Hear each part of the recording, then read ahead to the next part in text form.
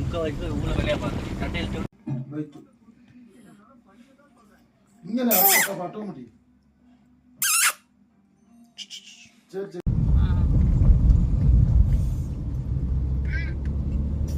ஏங்க இந்த அண்ணா தான் ஜீவிதா கூட்டே வர மாட்டாராம்.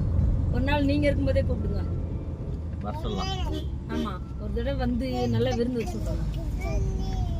நல்ல பிள்ளையா இருக்காங்க. சூப்பர் பிள்ளை நல்லா பேசுவோம். ஒரு தடவை இடையில போயிருந்தில்ல 3 நாள் நல்லா விழுந்து விழுந்து கவனிச்சு.